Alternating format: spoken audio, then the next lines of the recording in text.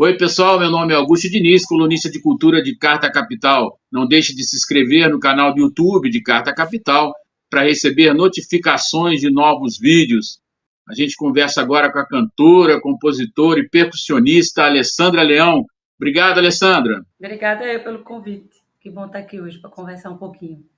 A pernambucana Alessandra Leão tem 6 álbuns e 3 EPs solos lançados, sendo que um deles, o disco Macumba de Catimbós, concorreu ao Grêmio Latino de 2019. Alessandra, já queria te perguntar sobre essa questão da percussão, né? Em geral, o pessoal coloca ela na cozinha da música, chamada cozinha da música, que é mais um acompanhamento. Como é que é trabalhar a percussão na linha de frente aí, que você, né, todo o seu trabalho, você tem a percussão ali, bem na frente do palco com você. Conta um pouco dessa experiência. Bem, qual é a melhor parte da casa? É a cozinha, né, não? É, eu, eu sou percussionista e cantora e compositora e produtora também, e outras atividades, mas essas são as minhas principais atividades, né? Quando eu comecei a tocar, eu comecei na percussão, sobretudo no ilu, que é um tambor que a gente usa muito nos terreiros em Pernambuco, e é o meu instrumento principal. Eu toco outros, né, outros instrumentos, mas o ilu é o meu instrumento mais usado, né, meu instrumento principal da vida. E, e quando a gente começou a tocar, e eu digo a gente porque eu faço parte de uma geração de pessoas, sobretudo de mulheres, que começaram a tocar percussão em lugares que normalmente não eram muito permitidos, né, às mulheres. Claro que tem antes de mim, de Karina Bu, de Isaá, de Neide Alves, enfim, de uma série de mulheres dali de Pernambuco naquela geração, também vieram outras mulheres, né, certamente. Mas a gente teve de certa forma, a gente chegou em bloco, digamos assim, né? E para mim a percussão sempre foi um lugar de, bem, enfim, de um prazer enorme de tocar, mas também de uma afirmação como território mesmo. Então, eu passei muitos anos assinando primeiro como percussionista, e depois como cantora, e depois como compositora, ou percussionista, compositor, e depois. Essa ordem foi mudando um pouco ao longo dos anos. E, e para mim é natural que ela esteja, né? A minha escola musical é uma escola muito percussiva, né? Que é a música tradicional. São algumas tradições do Nordeste, sobretudo de Pernambuco, Paraíba, Alagoas, que são muito percussivas. São tradições, basicamente, em sua maioria, de percussão em voz, né? Ou a percussão com um protagonismo grande.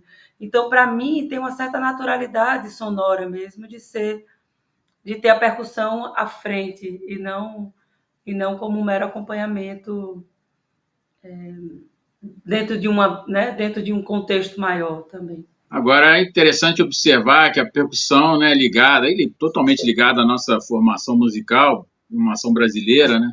E dizem até que os toques dos tambores, né, para os orixás, eles são os verdadeiros pais da música brasileira. Eu queria saber com você se você concorda com isso, né? E que acontece que não tem o devido reconhecimento da história com relação, né, a essa questão.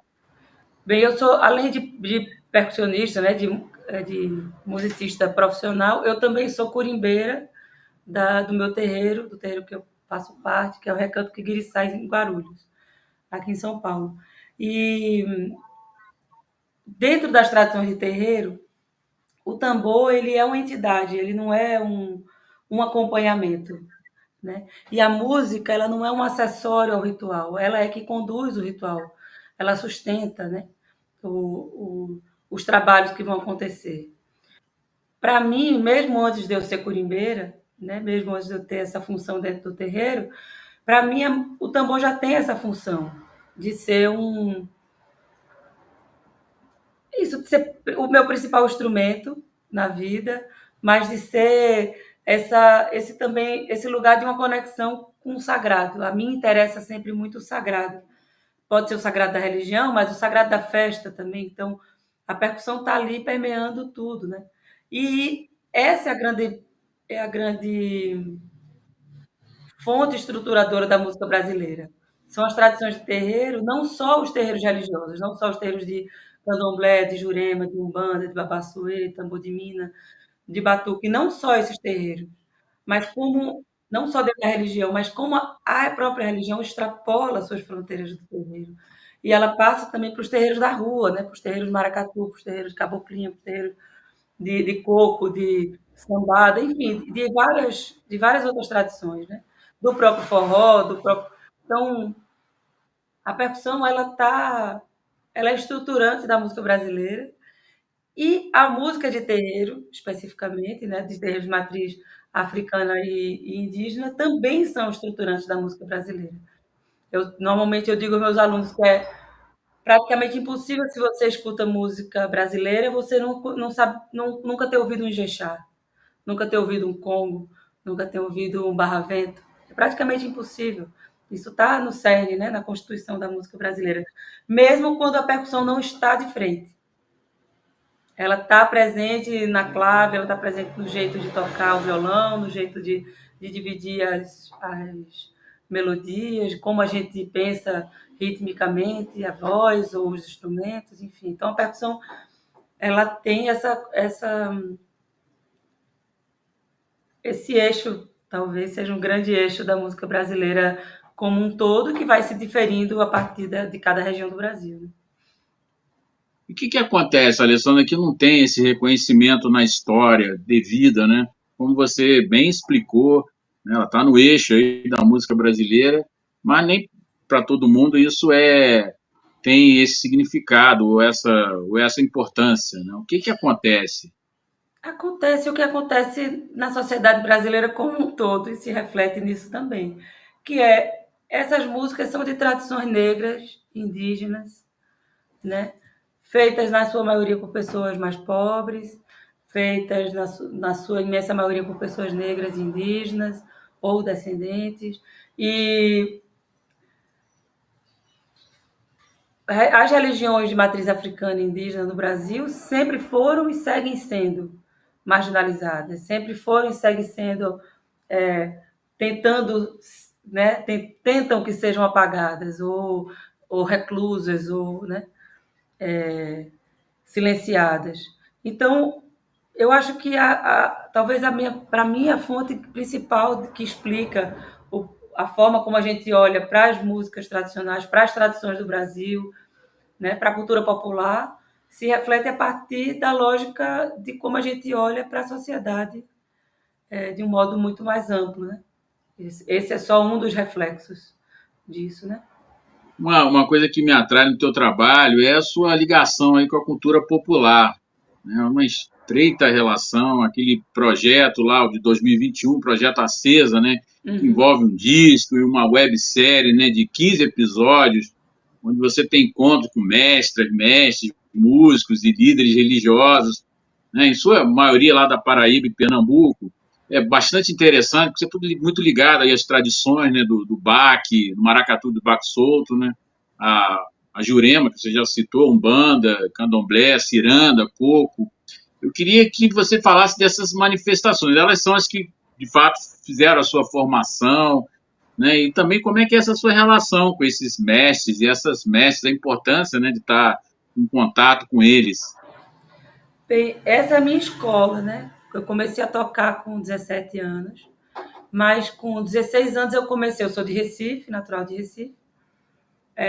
Eu sempre digo que é muito difícil você ser de Recife e não ser afetado por alguma tradição cultural. Então, é impossível você estar em Recife e não ser afetado pelo frevo no carnaval, pelo maracatu que passa. Você pode não gostar, você pode não frequentar, você pode não entender, mas é impossível que você não seja afetado por essas brincadeiras, como a gente chama. E minha família sempre foi muito mais ligada ao carnaval e ao São João, essas tradições assim, né, de participar, de celebrar e tal. Mas com 16 anos, ali no início do movimento, né, quando o movimento Mangue Beat começa a ferver mesmo, que eu conheci o pessoal do Mestre Ambrosio, a gente ficou muito amigo, eu comecei a ir com eles para a zona da Mata Norte, lá de Pernambuco, que é uma região do estado subindo, né, de Recife para o norte, sentido Paraíba, faz fronteira já com a Paraíba, que é uma região que tem muito... É uma região muito rica culturalmente. Então, tem a tradição, o maracatu e os baque-solto são dessa região, a ciranda vem dessa região, o coco rural vem dessa região. A gente tem escolas de bandas marciais, né? Bandas de música centenárias também, que formam gerações e gerações de músicos de sopro. Tem uma tradição de frevo muito forte também. Então, eu comecei a frequentar, comecei a ir na zona da Mata Norte, e essa é a minha grande escola mesmo, não só musical, não só artística, não só estética, mas a minha escola de vida mesmo. Então, a relação que eu tenho desde sempre é de uma amizade grande, de uma admiração enorme, de uma parceria muito profunda. Essa websérie ela foi feita com o intuito, inicialmente, de ser uma residência artística para o disco. Né? O primeiro foco dela é esse. Né? Por isso que o projeto anda em conjunto, né? Tem a série, tem o disco, tem o show. Né? Mas, na verdade, eu acho que a minha grande intenção nessa série é conseguir realizar um pouco, né? É um fragmento só de um desejo antigo e de uma coisa que eu faço a vida inteira, que é dizer assim: ei, escuta aqui, ó, vê a Odete cantando, como é bonito. Já escutasse Galo Preto? Tu já viu, sabe, o Pai Ivo falando? Já viu Mãe e Marido falando? Vê o trabalho de Mestrana do Coco. Esse eu faço a vida inteira, faz parte do meu trabalho. Falar sobre o lugar de onde eu venho faz parte do meu trabalho, falar sobre quem faz a música, quem faz a arte, quem faz essas tradições existirem e se renovarem ao longo do tempo. Tem uma coisa dessa série, Augusto, que a gente fez, que ela é toda feita em deriva.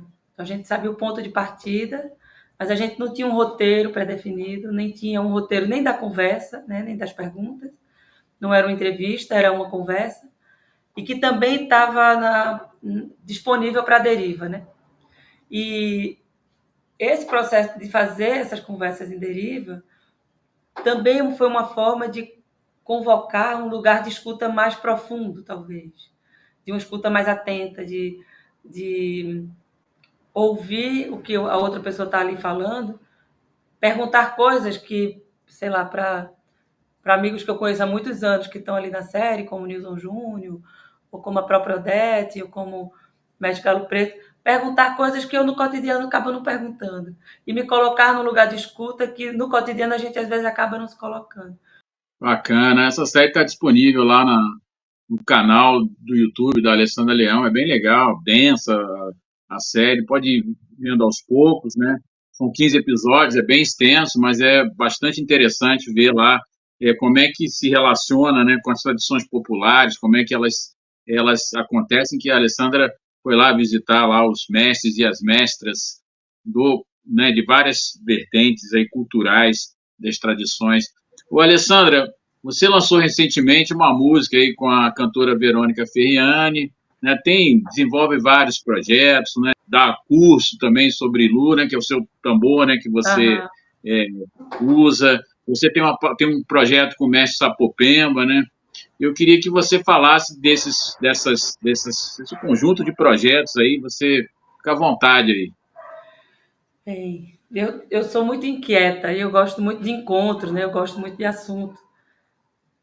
E então eu tenho circulado com a Acesa, né? Com esse show, com a banda, com esse repertório do disco.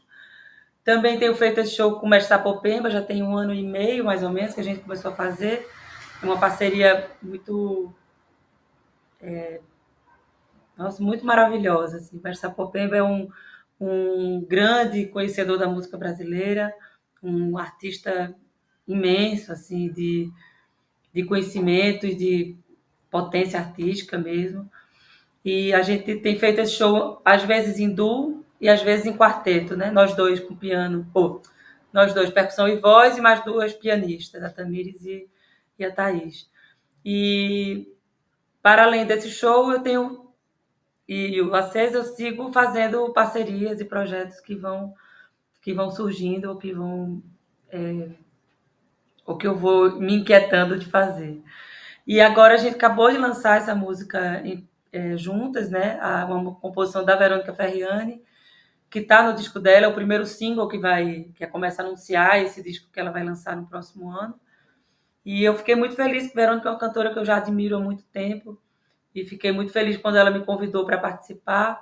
Então eu canto e toco nessa faixa. E eu fico brincando com ela, que essa é uma composição tão bonita que eu digo a ela, quer quanto, Verônica, para dizer que é minha essa composição?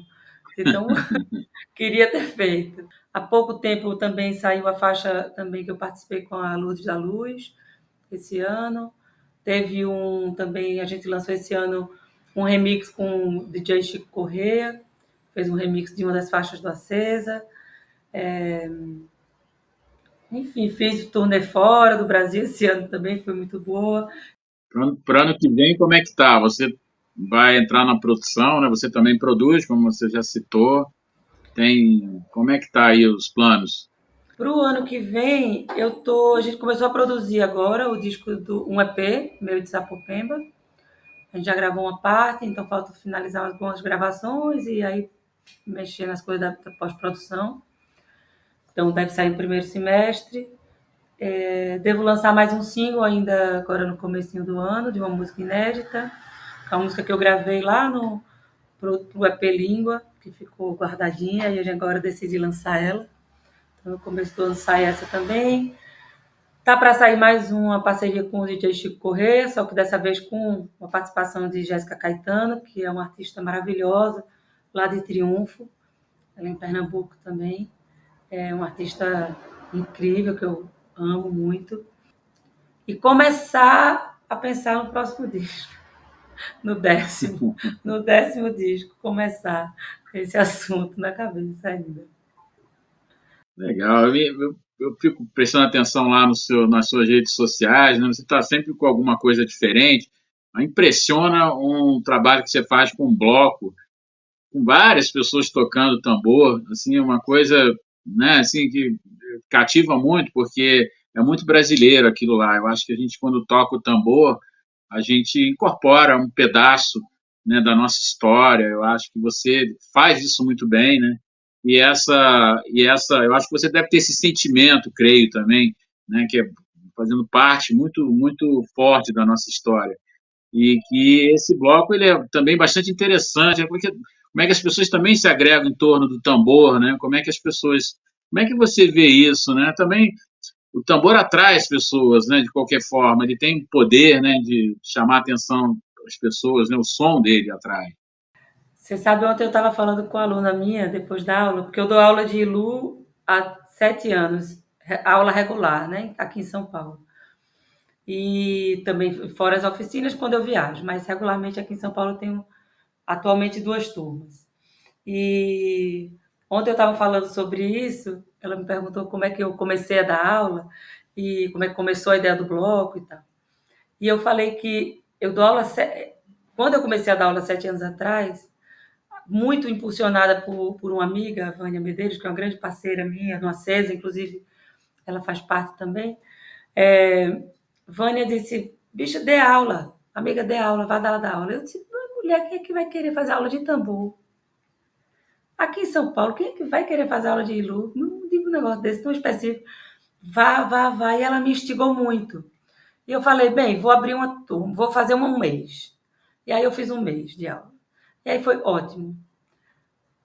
Consegui os tambores emprestados e fiz um mês de aula.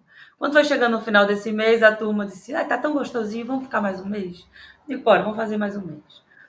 Quando terminou o segundo mês, a gente falou, tá muito legal isso aqui, vamos até o final do ano? Era julho ali, então a gente foi até o fim do ano. Quando chegou o final do ano, eu falei, olha, eu vou parar de botar prazo. Vai durar enquanto for gostosinho. Enquanto tiver bom para mim, enquanto tiver bom para vocês, se para alguém não tiver mais, né, fazendo sentido, é isso, vai ser o fluxo que for para ser. Pedi muita também ajuda aos guias, né, espirituais também, para que tenha, né, que esse fluxo seja sempre de pessoas interessantes. Enfim, resumindo, A gente, depois de um ano, acho que talvez de aula, a gente falou, puxa, a gente pode fazer um bloco já. E aí, assim, nasceu Ilusão, que, na verdade, é esse... Como pernambucana, a gente gosta de dizer sempre que é o maior da América Latina, o maior da América não sei o que lá, né? Então, mas eu posso dizer com segurança que a maior roda de Ilu da América Latina é o Ilusão, que é essa roda de tambores, que frutos dessas aulas, né? Então, faz parte do bloco quem já fez aula, quem está fazendo, né? E a gente tem tentado fazer pelo menos 3 entregas, porque na verdade o tambor, né? Ele é regido por Ogum, que é o orixá do ferro, né? Do metal, é o orixá da guerra, da batalha, da luta, é o orixá que vence as demandas e é o orixá do tambor, é para ele que a gente pede. E Ogum também, assim como Exu, também é dos caminhos, também é de abrir caminhos, né? Então, o Ilusão é uma entrega, uma oferenda sempre, né? De devolver à rua o que é da rua, né? Também, botar na rua o que naturalmente é da rua para que os caminhos andem. Então, a Ilusão segue nesse fluxo de celebração. Então, a gente sempre sai fantasiado. Essa é eu digo, a única regra do bloco é ter que ter fantasia. Então, sempre, de qualquer época do ano, a gente sai fantasia, a gente brinca com as ilusões que a gente precisa ter para ficar de pé na vida. Então, a ilusão é isso, essa grande alegria. Pois é, ele é grande, como você disse, né? É emocionante ver lá o pessoal tocando lá os tambores. E também eu vi a Alessandra Leão, que comenta com coração aí o nosso toque do tambor brasileiro.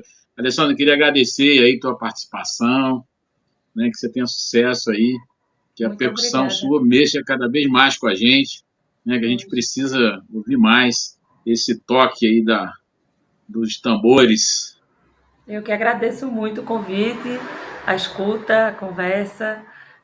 Agradeço a quem estiver ouvindo também. Muito obrigada pelo tempo, né? É sempre de agradecer pelo tempo, que é o tempo que a gente tem mais precioso mesmo. Obrigadíssimo.